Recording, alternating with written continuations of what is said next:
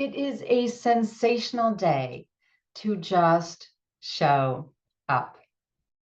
Hi, everyone. Yvonne Heath here, nurse turned author, speaker, and changemaker, and your host. Welcome to Navigating Grief with Heart and Humor, where we talk about, plan, and prepare for grief, transitions, and end of life long before it arrives and diffuse the fear so we can live fully now. Or at least that is what we aspire to do. Often we have been through the deep trenches of grief, as I have, and we realized how ill prepared we were, and we suffered excessively and realized that we need to do it differently next time, or we want to. And that is why we're here. We're here to learn from one another, to support one another, and to have those tough conversations so that we can do it differently. And we do not have to do it alone. So I invite you, as I always do, I take 2 slow, deep breaths to ground myself here, to set my intention, and to quiet the noise in my head and the noise and everything that is pulling me away out there, so that I can just show up, I can be here, and this time that we spend together is meaningful for both of us. So I'm just going to close my eyes and I invite you to join me, or whatever ritual will help you to just be fully present in our time now. So let me begin.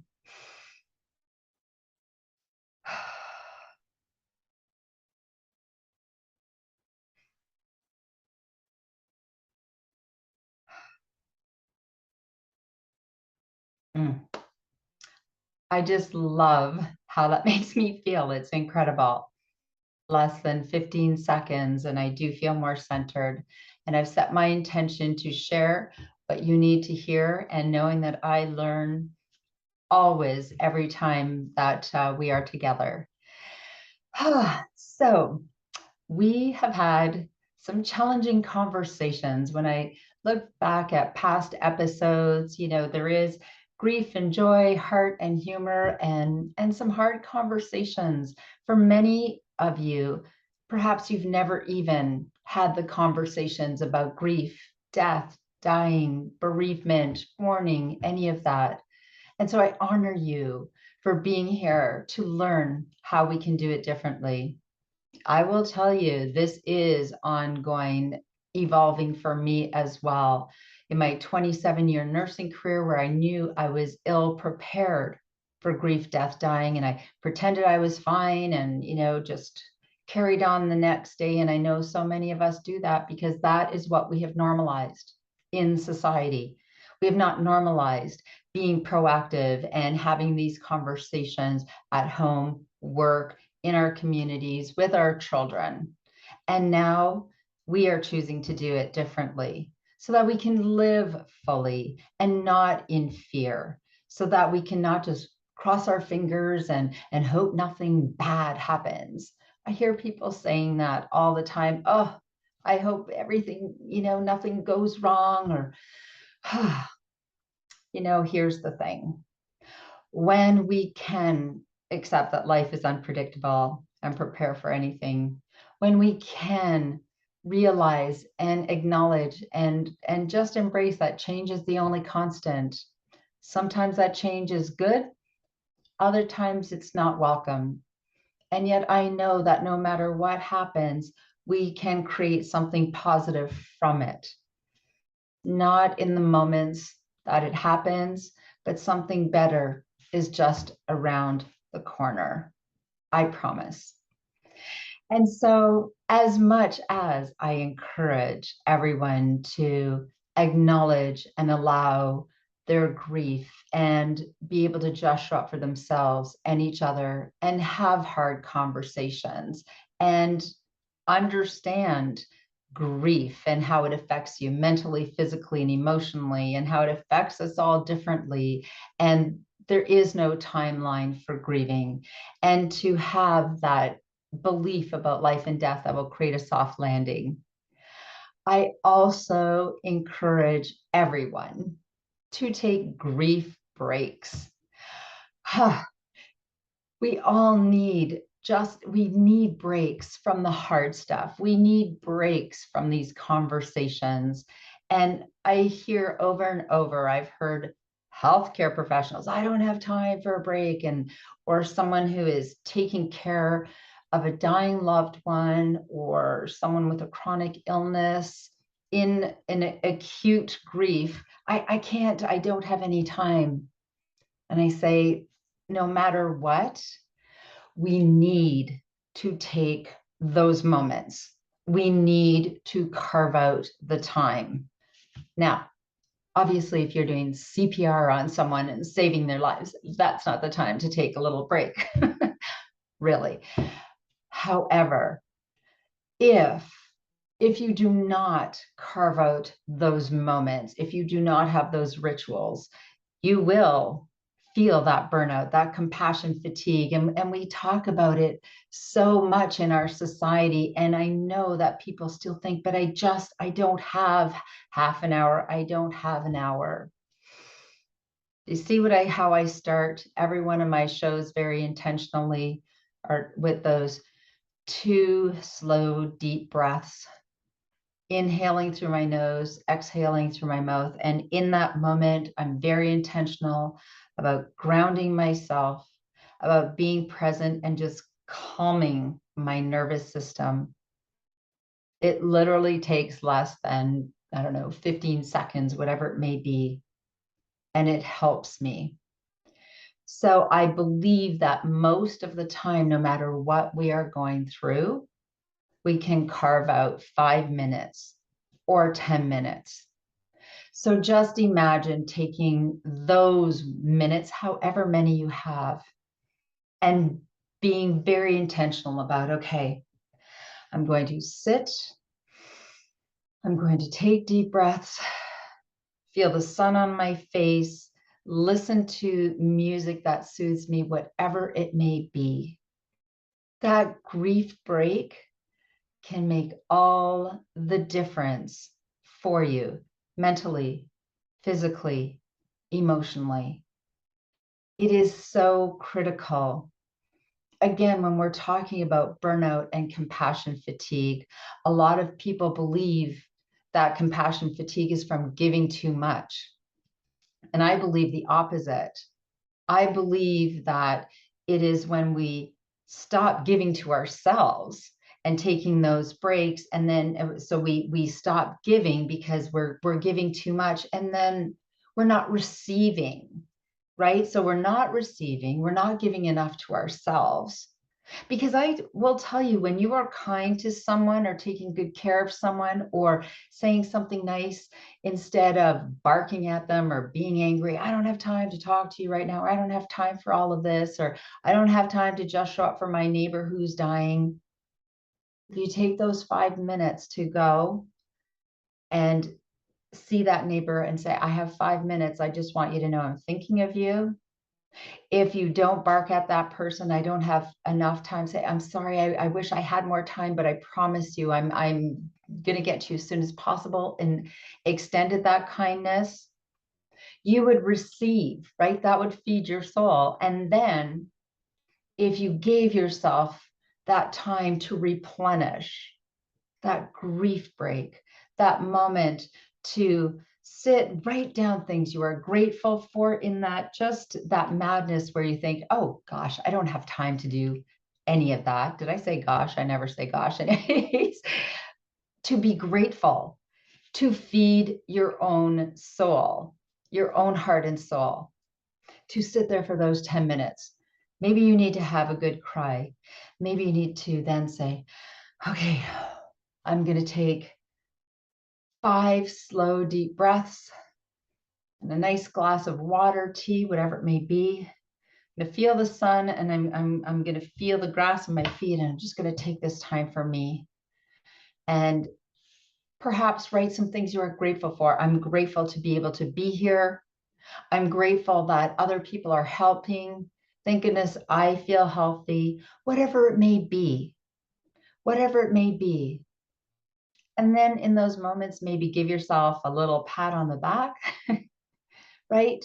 instead of focusing on all the things that you should be doing or the things that you think you're not doing good enough. Oh my goodness, no matter what, there's always more we can do, right? In our minds, oh, I should be doing all those things, these things. Yes, and how about focusing on all the things you're doing right instead of the things you think you're doing wrong? It's like, you know what? I am here and I am in this, and I'm visiting my dying relative or trying to help in this situation, and it's really hard. And I still just showed up, and I don't even really know what I'm doing. So I feel good for me. I'm proud of myself for doing the best that I can, because that is indeed all we can do. But allow yourself that time, carve out that time. And when you think, okay, my life is so busy, I'm on this treadmill, and then suddenly someone becomes ill, or they're calling your time away from your busy, busy life. When that all settles for next time, perhaps you can have a look and see, my goodness, my life is so jam-packed. Where can I create a little space? Our society, we are so addicted to busyness. And when we talk about mental health issues, physical health issues, emotional health, I promise you that feeds into it. That feeds into it. Not allowing ourselves any kind of breaks in our life, especially if we're in situations that are challenging. We don't give ourselves those grief breaks, and we need to. We need to replenish. So where can we create that time? What I started to do is go to bed earlier and I get up earlier so that I have time before my family wakes up. And the sun is it's just, sometimes it's still dark out, depending on what time I get up. And I take this time. I love the quiet in the morning. Before I think of all my things to do, my list of things to do, I take moments to just ground myself. I listen to a wonderful coach about taking slow, deep breaths and just checking in and connecting to my own power. We are all born powerful, and over time, we feel like everything chips away at it, and we forget we are perfectly imperfect just the way we are. So I take that time. To remind myself, no matter what else is going on in my life, I take that time for me. And then during the day, when sometimes I feel like I'm going sideways, I take that time again to pause. And what I have created, and if you could find something to turn to, when I talk about your post, something you can turn to in times of despair that is there permanently, that isn't a relationship, because relationships and jobs and people are temporary, right? We're all impermanent. So find something that you can hold on to, your spirituality, your religion, yoga, meditation, music, nature. And for me, it's nature. And I have created beautiful gardens. I don't even know what I'm doing. I have two brown thumbs.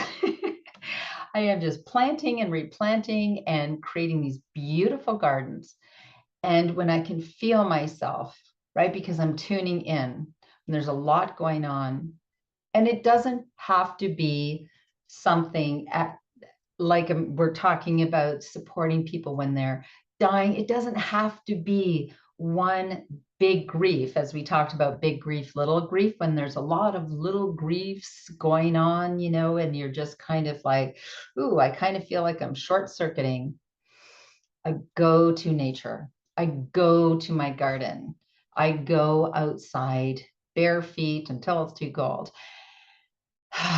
And I just breathe, and I take that time and I give myself those moments. So at any given time, we have big grief, little grief in our lives. And so does our community, right? There is always someone celebrating and there's always someone grieving. There's always someone being born and there's always someone dying. That is life. That is the circle of life. And that is a part of this journey. You could talk to one friend who's having the best day of her life and the other's crying because she just got dumped. It is just, that is part of this journey. And again, the more that we take care of ourselves, we just show up for ourselves first and give ourselves those grief breaks, we will be able to just show up. And when we've had too much, it's okay to step back and say, I just need a break. Because we have our own, right? Our own grief that we're just whatever may be going on in our lives. Then we have family and friends and community. And of course, we have collective grief, global grief, because at any given time, there's a war, there is humanitarian crisis everywhere at different times, natural disasters, and at times just horrific things happen, mass shootings, and you hear just this agonizing grief that affects just the ripple effect. So just millions of people. And so again, as I say, I don't ever encourage anyone to just push all of that away and never deal with it. I invite you to acknowledge and allow it to feel those hard feelings. And when I say we can always do or say something, do what you can, donate money, send a card, send clothes, whatever it may be that you can do, a prayer, whatever you can give, you can give. And again, take those grief breaks. Turn off the news. Please give yourself those breaks. Do not inundate yourself. I remember when COVID-19, the pandemic, I'm sure everybody's heard of it. I had so many friends who were literally glued to the news and heard every statistic and every time someone died, and they were just like a shell of their former selves. And it was frightening to watch. And I could just see they were not just showing up for themselves. They couldn't show up for other people. They were just a hot mess. They couldn't pull themselves out of it. It was like they went down the rabbit hole. And I went down some rabbit holes. It was very challenging to feel this grief that is affecting every human in the world. And I would pick myself up and I'd say, I need a break. I need a break from all of this right now. And I would take care of me. I would take care of me. And so when we are feeling this heaviness, when there is a lot or even a little, we don't have to wait.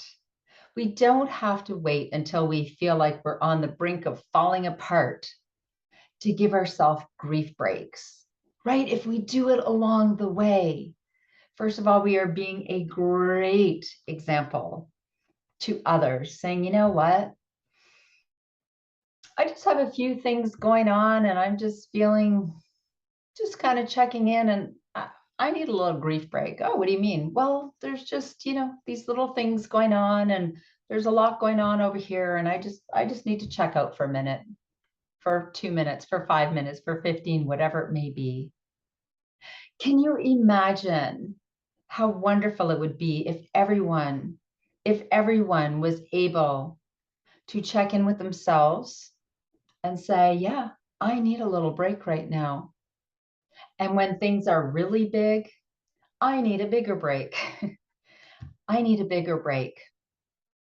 And so I invite you I invite you to start today. Start today, start practicing, right? How do we get good at anything? We practice. Practice taking little breaks. Even don't wait till you're grieving. Just taking little breaks, saying, no, you know what? Just going to do a little pause and replenish right now. And get used to doing that for yourself. So that when crisis, trauma, grief, whatever arrives, unannounced and uninvited, you have these rituals already in place, right? You're starting to normalize it. Yeah, I'm just going to pause, or I need to go listen to my music. I need to go do some art. I'm going to go into my garden, whatever it may be, whatever feeds your soul. Bring gratitude with you wherever you go. And of course, I'm always going to say, bring in humor. It is so simple to make yourself smile. Watch something ridiculous. Go downtown, go like that and wave at everybody. Hi, how are you? Have a nice day. And people will smile at you. Or, they'll think you're weird, but that's okay too. I do that all the time. Stand on the side of the road. And it makes my kids are like, oh, Mom, you're so weird. And I see them, they're laughing at me. And that's okay. If I can make them laugh because I'm weird, that's okay. And those things are the things that feed my soul. So we don't have to wait for others to replenish us. We can do that for ourselves. We can be a great example to others. And of course, the other thing is when we've kind of forgotten to replenish and we haven't taken our grief breaks and we actually need a boost, please ask. Ask for help. Ask for what you need. Say, I don't know what I need, but I need something. Ask your spouse, your loved one, have a person that you can turn to.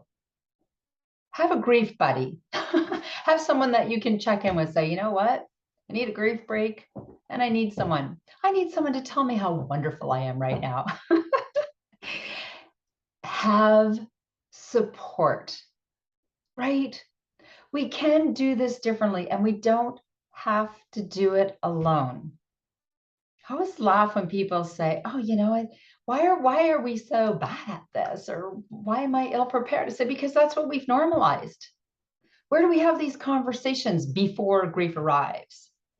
Where do we talk to each other at home, work, school, in our community? Say, oh, I'm going to take a grief break. Do you need one? Yeah, that's a lot's going on. Let's take a grief break. Oh, you have your rituals. Yeah, fantastic. That's so great. Your post, it's nature. Oh yes, mine is doing art, and it just replenishes my soul. Absolutely. We don't have these conversations. So give yourself a break if you feel like you're not good at all this stuff, because that's what we've normalized. We've normalized pushing these conversations away. We've normalized pretending that we're fine when we're not. That is what we've normalized. And the beautiful, wonderful, good news is that we can do it differently, right? What can you do to change that? Lean into it. Find your post. Find people and places that feed your heart and soul. Normalize taking little grief breaks or just breaks, creating that space, maybe getting up a little earlier, maybe starting to go for a 15-minute walk, whatever it may be. Doing something a little different, just getting lost, just getting away from it all, getting away from certainly any toxicity, getting away from the hard situation, just taking a break. Go sit by the water somewhere, whatever you can do. Write down maybe 3 to 5 ways. That's what I invite you to do. Write down 3 to 5 ways that would help you to take a grief break and sort of replenish your soul in 5 minutes, if you only had 5 minutes, if you had half an hour, if you had 30 minutes, what could you do? Maybe if you had half a day. Ooh, that's exciting. Half a day to just unplug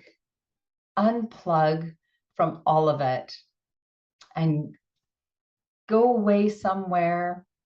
Doesn't have to cost a lot of money. Doesn't have to cost any money. Just go away from whatever situation to give yourself that break. And just know that when you are doing that, you are becoming the very best version of you, which is your greatest gift to the world. And you are also being an amazing example to others by taking a grief break, because that is how we teach. You know, you can tell other people, which is a lot of healthcare professionals do, take good care of yourself, take breaks, make self-care, you know, your number one priority, and we don't do it. When you teach by example, you have so much more to give, and you are showing that you are being the change and that it is possible for others as well. So please, I would love to hear what you're going to do to start taking some grief breaks and replenishing your own heart and soul. So thanks again for joining me. I just love having these conversations. Today, this conversation felt like a grief break for me, actually. And I'm going to go spend some time in my garden because it is beautiful and sunny here today in Muskoka in Canada. The leaves are all starting to turn red and orange, and it's fall here, and that is just an incredible, magical time of year. So I look forward to our next conversation. And until then, you know, my call to action is always, if you want to be empowered and resilient, if you want to be able to just show up for yourself and just show up for others, take those grief breaks and plan your life, plan your death, and then just love your life to death. And always bring your own tambourine to the party. Thanks so much. We'll see you in the next episode. Bye for now.